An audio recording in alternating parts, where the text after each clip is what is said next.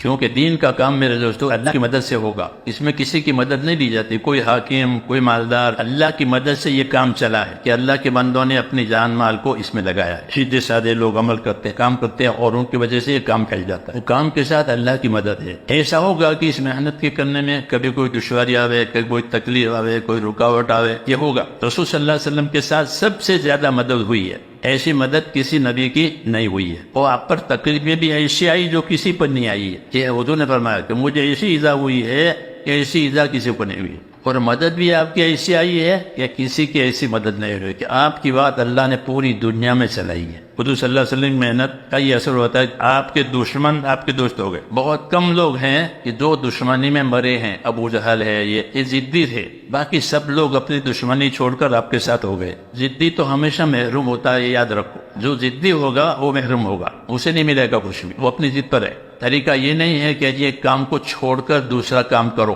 بلکہ دونوں کام کرو۔ کوئی دکان کرتا ہے تو ہم دکان والے کو نہیں کہے کہ دکان چھوڑ کر اللہ کام کر، کہ نہیں تو دکان بھی کر یہ بھی کر۔ وہ کھیتی کرتا ہے تو کھیتی بھی کر یہ بھی کر۔ حضرت رحمۃ اللہ علیہ نے مجھے یاد پڑا ہے بنگلور میں یہ بات سمجھائی تھی کہ بھائی ترتیب بناؤ، چھوڑو مت۔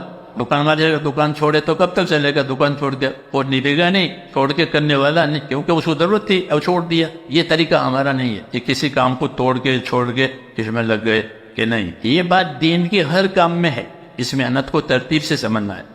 ایک وقت اس کام کو دینا ہے، ایک وقت اس کام کو دینا ہے۔ اگر اس کی ترتیب ہو گئی تو کام آسان ہو جائے گا۔ کسی کام کو چھوڑو مت، دکان بھی ضروری اور تبلیغ بھی ضروری، اور ترتیب خود ہی بناؤ، کیونکہ خود بناؤ گے تو نبھاؤ گے۔ کوئی دوسرا بنا کر دے گا تو کیسے نبھے گا کہ مجھے اس وقت میں یہ کرنا ہے اور اس وقت میں یہ کروں، تو پھر انشاءاللہ اللہ تعالیٰ اس کو آسان کرے گا۔ پہلے دشواری آئے گی پھر آسانی آتی ہے۔ ہر کام میں یہ خدا کی ترتیب ہے کہ ہر کام میں پہلے دشواری اس کے بعد آسانی۔ نیا جوتا خریدتے پہنو تو وہ جوتا پاؤں کو کاٹے گا، لیکن پہنتے پہنتے پھر پاؤں اس کا عادی ہو جاتا ہے، پھر پاؤں اس کو اندھیرے میں پہن لیتا ہے جو کہ یہ میرا جوتا ہے۔ ایسے ہر کام میں ابتدا مشکل، تو اللہ نے بشارت دی ہے ان مع العسر یسرا، ان مع العسر یسرا۔ گھبراؤ مت، دشواری غیر آسانی ہے۔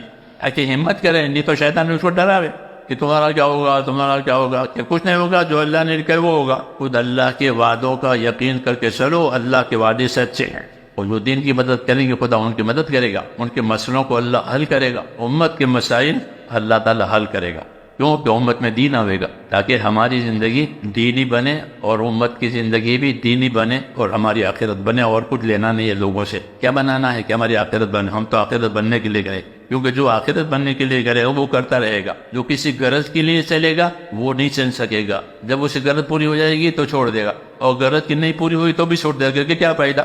اس لیے یہ کام غرض والوں کا نہیں ہے، یہ کام ایسا ہے اخلاص والوں کا، آخرت بنانے والوں کا، کہ جو آخرت بنانے کے لیے چلیں گے تو اللہ تعالیٰ اس کی آخرت بھی بنائے گا، اور اس کی برکت سے دنیا بھی بنا دے گا۔ دنیا برکت والی ملے گی، آخرت کامیابی والی ملے گی۔